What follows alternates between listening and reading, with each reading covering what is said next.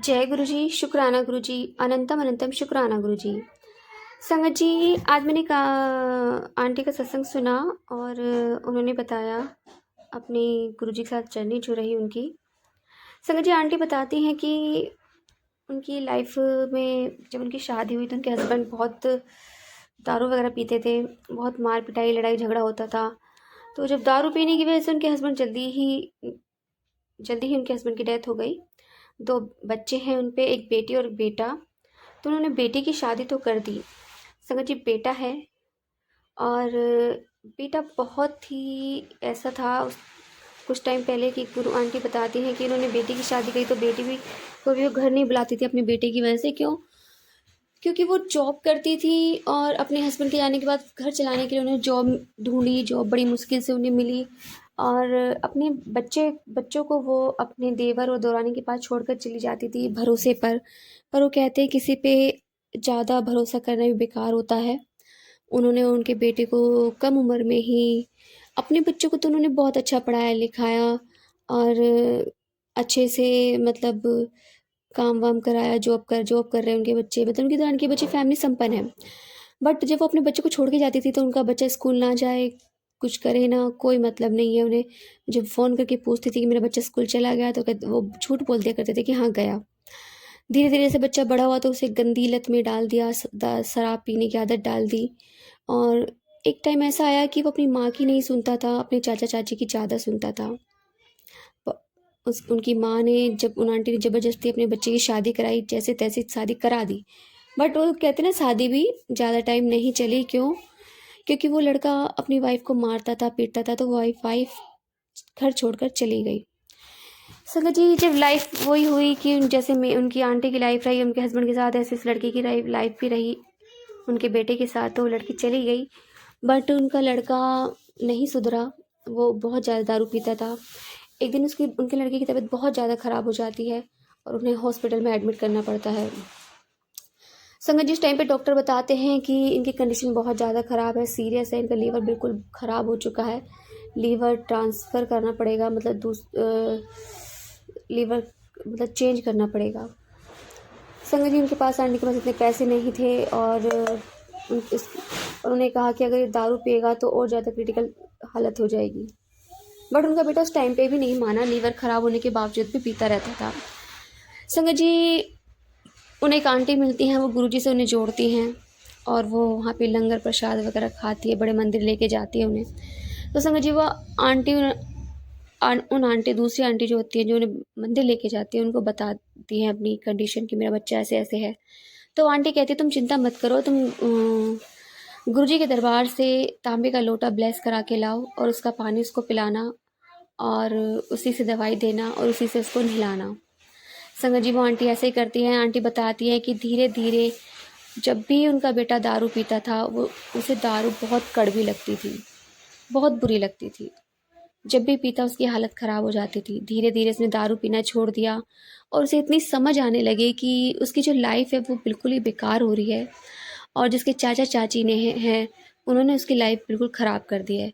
एक दिन उनके चाचा चाची आते हैं उनकी वाइफ से लड़ने के लिए, मतलब उनकी माँ से लड़ने के लिए। तो जब आंटी से उनकी लड़ाई झगड़ा होता है तो उनका बेटा जवाब देता है, जो आज तक कभी एक शब्द नहीं बोला अपना चाचा चाची के खिलाफ। संगत जी, वहाँ उनको सुनाता है अच्छे से कि तुमने ही मेरी ज़िंदगी ख़राब की है और तुमने ही मुझे इस लाइन में धकेला है, तुमने ही मुझे इस गंदी आदत डाली है दारू की। मैं ऐसा नहीं था, तुमने ही मुझे ऐसा बनाया है। संगत जी, उनका आना जाना थोड़ा कम है, अब कम आते जाते हैं, मगर फिर वो आंटी दोबारा उसे उन आंटी को बोलती है कि मेरा बच्चा कोई काम नहीं कर सकता, उसका लीवर भी ख़राब है, उसने कुछ काम सीखा भी नहीं है, पढ़ाई भी नहीं करी है, पढ़ाई भी, स्कूल भी ज़्यादा दिन नहीं गया है, वो स्कूल लाइफ में ही स्कूल छोड़ दिया, उसने पढ़ाई छोड़ दी। संगत जी, वो आंटी कहती है उनसे कि तुम ऐसा करो, अपने बेटे के लिए एक परचूनी की दुकान खोल कर दे दो। संगत जी, वो आंटी परचूनी की दुकान की तैयारी कर रही हैं, काम चल रहा है उनके घर में।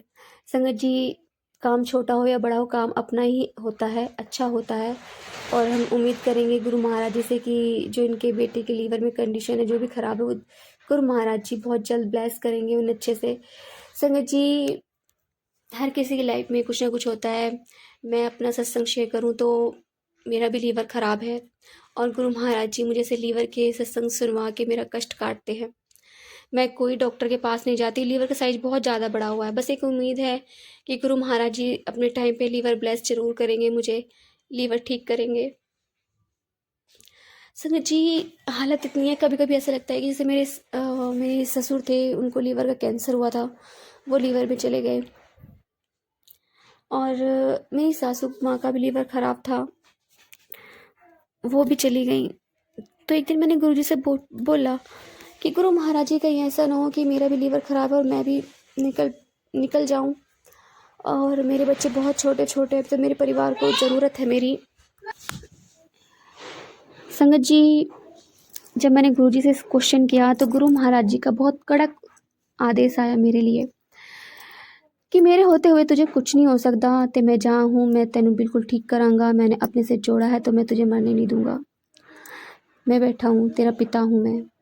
संगत जी, जब मेरे पास ऐसा मैसेज आया इस क्वेश्चन के पूछने के तुरंत बाद ही, जब मैंने व्हाट्सअप वो यूट्यूब खोला तो मैं बहुत खुश हुई। ये मैसेज मुझे 1.5 साल पहले मिला था। संगत जी, आज भी गुरु महाराज जी मुझे सत्संग सुनवाते हैं लीवर कैंसर के, लीवर सिरोसिस के, लीवर जैसे पानी भर जाता है, लीवर ख़राब के, लीवर के साइज़ बड़े हुए के। अधिकतर मुझे ऐसे सत्संग गुरु महाराज जी सुनवाते हैं, मेरा कष्ट काटते हैं। संगत जी, जब कहते हैं जब लीवर ख़राब होता है तो एसिडिटी बहुत बनती है, मुझे एसिडिटी की भी बहुत ज़्यादा प्रॉब्लम है। बस उम्मीद है गुरुजी से। आज मैंने एक छोटा सा सत्संग हुआ मेरे साथ संगत जी। आज मैंने गुरुजी से कहा कि गुरुजी, पता नहीं ऐसा क्यों लग रहा है कि मैं आपसे दूर जा रही हूँ, और क्योंकि मैं अब बातें नहीं करती हूँ गुरुजी। संगत जी, कल मैं बहुत खुश थी, बहुत ज़्यादा खुश थी, बस ऐसे ही। और जब आज मैंने गुरुजी से बात बोली कि गुरु महाराज जी, पता नहीं ऐसा क्यों लग रहा है कि मैं दूर जा रही हूँ, फिर मैं कुछ टाइम थोड़ी देर बाद ही मैं रास्ते में मतलब रोड पे गई अपने बच्चों के लिए कुछ सामान लेने के लिए, तो एक ब्लैक कलर की बटरफ्लाई मेरे आगे से गई। मैंने गुरुजी को बोला, गुरुजी बस इतनी सी झलक दिखाई और चले गए। और जब मैं रिटर्न दोबारा वापस आई, फिर मेरे सामने से गई, 2-3 बार मेरे सर के ऊपर से गई, मुझे परछाई में दिख गई कि हाँ, छोटी सी बटरफ्लाई, छोटी नहीं बहुत बड़ी बटरफ्लाई थी जो मेरे सर पे से जा रही थी।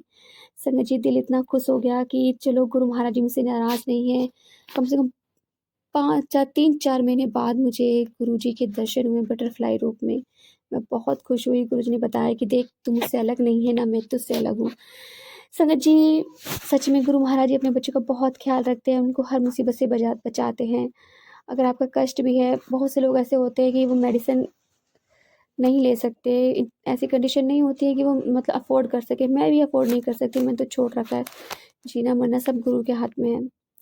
संगत जी, यदि आपको सत्संग अच्छा लगा तो प्लीज़ हमारे चैनल को लाइक कीजिए, सब्सक्राइब कीजिए, बेल आइकन को प्रेस कर दीजिए ताकि नई सत्संग की जानकारी आपको जल्द से जल्द मिल सके।